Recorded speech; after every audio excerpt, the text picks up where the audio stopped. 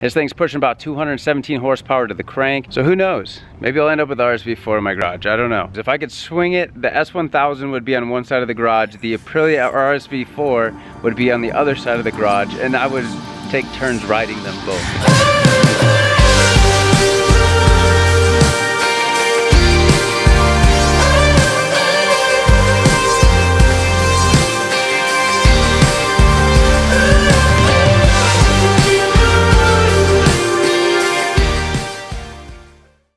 Today we are riding the RSV4. This is a 2021 RSV4. This is the base model. This is not the factory, but it still has some bells and whistles that really any biker would really like to have on a sport bike. Now, as far as super bikes go, this is probably one of the most aggressive stanced bikes out there. You're very much leaned over. The seat is not comfortable at all, but that's kind of the intention of the bike. It is a straight race bike, and I've talked about this in previous reviews of the RSV4. The factories, they're great bikes. You just have to be ready for what kind of bike it is. You got to know what you're getting yourself into. But even though I wouldn't say this is the most comfortable bike out there, it does feel extremely nimble. In fact, I'd have to say that it's probably one of the most nimble super bikes out there.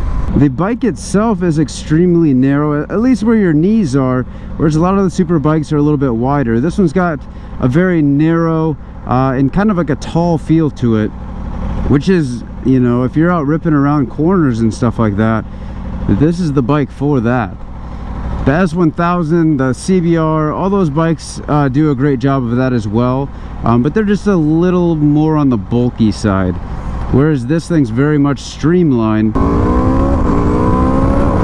And of course, this thing has all of the pulling power you would ever need, and braking power for when big box trucks decide to do a U-turn in front of you.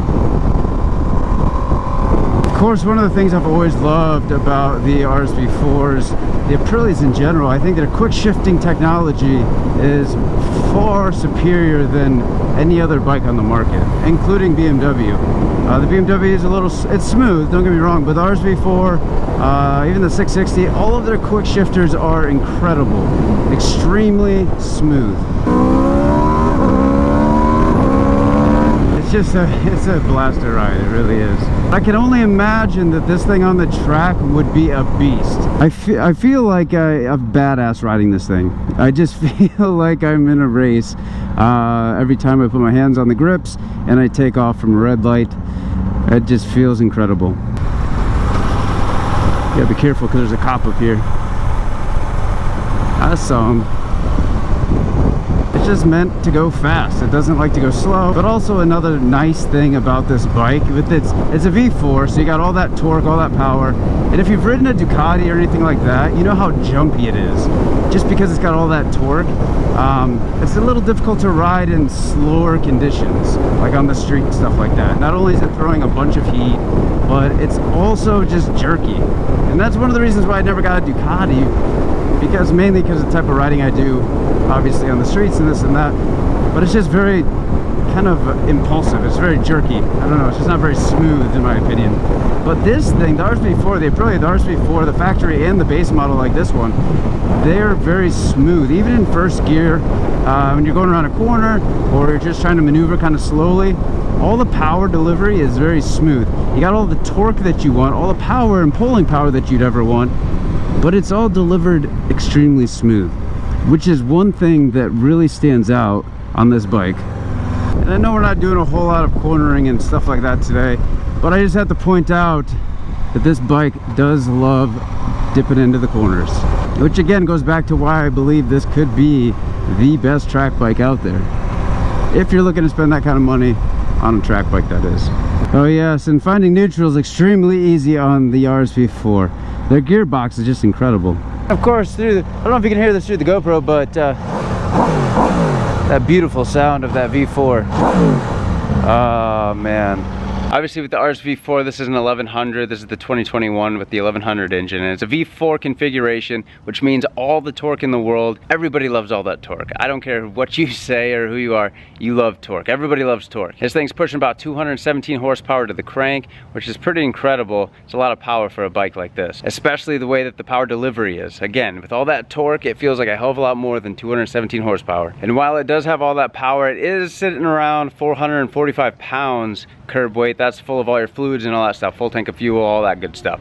So it's a little on the heavy side, especially when we're talking sport bikes, but 445 pounds, it's still not super chunky. And of course, you could always eliminate some of those pounds by doing the exhaust and stuff like that.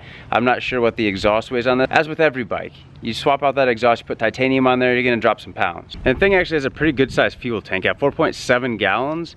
That's probably one of the biggest sport bike tanks that I've ran across anyway. So you're gonna get all kinds of miles. The thing does pretty good on fuel, is depending on how you're riding, obviously, as we know. But 4.7 gallons is a pretty good chunk of fuel. Even on the S1000, I think we're right around 4 gallons. So this almost has an entire gallon on the BMW. And also kind of going back to the weight, this thing does have aluminum alloy wheels from the factory. So you're not gonna have super heavy wheels. They're not carbon fiber, obviously, so they're gonna be a little heavier, but even aluminum alloy, they feel really, really well. You don't have a whole bunch of rotating mass like you do on some of the other wheels out on the market. So that kind of helps it float into the corners a little bit better. It kind of dips down. It's not trying to pick itself back up like some of the other bikes. For instance, like a CBR or something like that, that's gonna have a heavier wheel. It's gonna have a bunch of rotating mass, and it's gonna try to pick itself back up when you're mid-corner. And that's just one of those things that until you actually feel the difference between a heavy wheel and a light wheel, you're not really gonna know what I'm talking about. But if you can, go test ride one of these things and, you know, stop up by Eurocycles and grab one of these demo bikes and just take it for a spin, and you'll see what I'm talking about. The other beautiful thing about this bike and all the electronics that it offers, it actually has 3 road modes and 3 race modes. That way you can fine-tune your riding experience to you. So if you're out on the track, fine-tune it for that. If you're just out on the streets and you're just trying to enjoy your Sunday, adjust it for that. But then also it's gonna have some of those updated electronics that you're seeing on a lot more modern bikes. Everything, you know, the different engine maps. You're gonna have the ability to adjust your engine braking, the traction control, the wheelie control, launch control it even has, and of course, my favorite, the cruise control. And now I've said this multiple times about the RSV4. I've ridden a couple of them, and again, it is probably one of my favorite bikes out there. I really love this bike. I just love the way that it performs. As far as around the corners and the power delivery is super smooth, even though it's got all that torque, that V4 engine, there's nothing like that. And the sound, there's nothing like that when it comes to an RSV4. There's nothing like this bike. It truly is an incredible bike. And if you have a chance, like I said, stop up by Eurocycles and give this thing a test ride. And just be ready to write down your name, because you're gonna end up buying it because it's a beautiful bike. Now, one thing I always liked about the Aprilias is their design features. I like how they design their bikes. They just look incredible. And as you can see here, like the way that they've got these new 2021 lights, this whole thing right here is kind of like a light. All these LEDs in there, it lights up really, really good at nighttime. It just looks aggressive. It looks mean. And you've got these winglets in here that are all a part of the bike now. Unlike some of the other brands out there where they're kind of just attached, this is part of the bodywork. This is part of the bike, which I kind of like that, because I feel like if you're just attaching something to it, there's all kinds of spots where it could flex, even on the S1000, even on the CBRs and stuff like that, where they just attach it. Again, it's just attaching to body panels, and that can flex, and it's not going to give you all the downforce that you're looking for, whereas this is part of the bike. And then, like we're seeing on most sport bikes nowadays, we have the turn signals and the running lights. I believe these are running lights, but they are all integrated into your mirrors, which makes it look really, really sleek. I like that a lot. Whereas some of the other, I think like the 600s, the CBR 600s are still, they got these like ears hanging off the side of the bike, and they just look terrible. But the fact that they're incorporating these into the mirrors makes a lot of sense. And then from the factory, you're gonna have these engine covers on here. I'm assuming that they have some upgraded ones if you want to do carbon fiber or something else, but these do have a nice little plastic engine cover, which I'm assuming you know, it's gonna keep it from getting scratched up, and maybe it's gonna deflect some of the heat that's coming off the engine, maybe, I don't know. Then of course you're gonna have this massive exhaust, although for a factory exhaust, it's not that bad, honestly. I mean, it's a little bulky. The bulk of it's down here where you have all the emissions and all that junk that I assume you're gonna get rid of as soon as you sign the paperwork and take this baby home. And then when it comes to the suspension, as you can see in there, you've got full adjustability, so you can get this thing fine-tuned to exactly the way that you want to ride. And this isn't only on the rear shock. If you look up front, you also have full adjustability up there as well, which works great for the track. Then we look on the back here. We've got the seat cowl on here right now, but there is a passenger seat that you would remove this, put your passenger seat on there. But again, as far as a passenger, I wouldn't want to ride on this thing because it is still going to be extremely narrow. As you can see, there's not a whole lot of space up there for a seat, but you can do it. So if you want to put your girl in here, or a boy, whatever, you can do it. And then of course this taillight. In fact, let me turn this thing on real quick.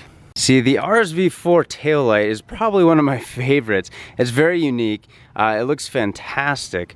I don't know, just the whole, the lines of it looks super, super good. For a factory taillight, looks amazing. And then of course over here, we've got our quick shifter set up in here. Now their setup as far as their shifting, linkaging, and all that stuff's a little bit different than other brands. But whatever they're doing, I hope they continue to do it, and I hope that other brands start to incorporate whatever the hell they're doing, because their shifting mechanisms and everything is so smooth. And of course we just have to appreciate the red in here. Those little touches like that just look so good. That's kind of what the inside of that little winglet looks like. Then we move up to the dash area right here, which again just looks amazing. Now I've been very, very spoiled with S1000RR because the screen is ginormous. It's like an iPad, and this thing's just a little bit smaller, but it's still beautiful. They got this nice little cover up here to keep the sun off of your screen, and the screen is super bright. I'll show you here. So even when it's sunny out, you can still see everything perfectly. As you can see, before that was on, there's a lot of glare, and right now it's so bright that I can see literally everything. And obviously, as you can see on there, you've got your temp, you've got your user, which is kind of like your presets. So you can set up different users depending on who's riding it, whatever.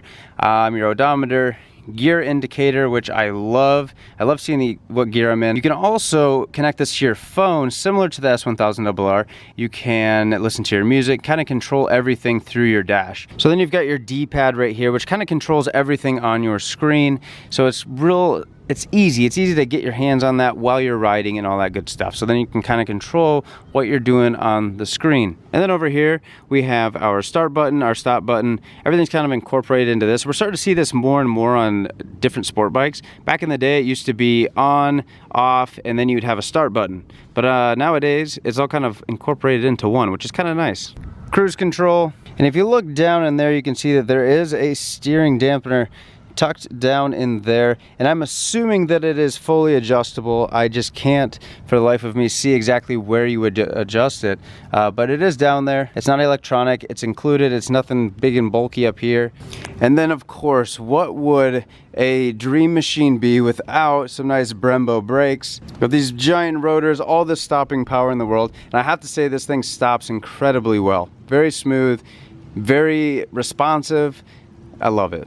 And then as far as rubber from the factory, these are coming with the Pirelli Diablo. I think these are the, what are these things? The Super Corsa, and this is a 200 series tire. As we're starting to see with a lot more super bikes, they're starting to come with these 200 tires. My S1000 did as well. I'm starting to see that more and more and more. I started seeing it more on the Ducatis, and now everything else is kind of catching up with that.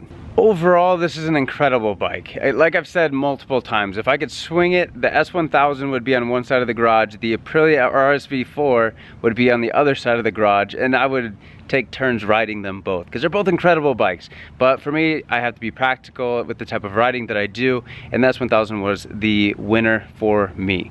But it doesn't mean that it's the winner for you. The RSV4 is an incredible bike. If you're just out, you know, if you want to go do north runs, you want to do some curvy roads and stuff like that, this is the bike for you. If you're in a place where there's a bunch of mountains, up in Tennessee, up by the tail of the dragon, this is the bike for you. Or if you're just a track star and you just want to go out to the track and stuff like that, and track days, this is the bike for you. It's an incredible bike. So who knows? Maybe I'll end up with RSV4 in my garage. I don't know. And that's the other thing. Would I do the factory or would I do the base model? Honestly, the base model is a little bit cheaper, and It's a blast to ride. Anyway, that's gonna wrap up the review of this RSV4, the base model. This is 2021, beautiful bike. Be sure to check it out, and yeah, until next time. In control, such a nifty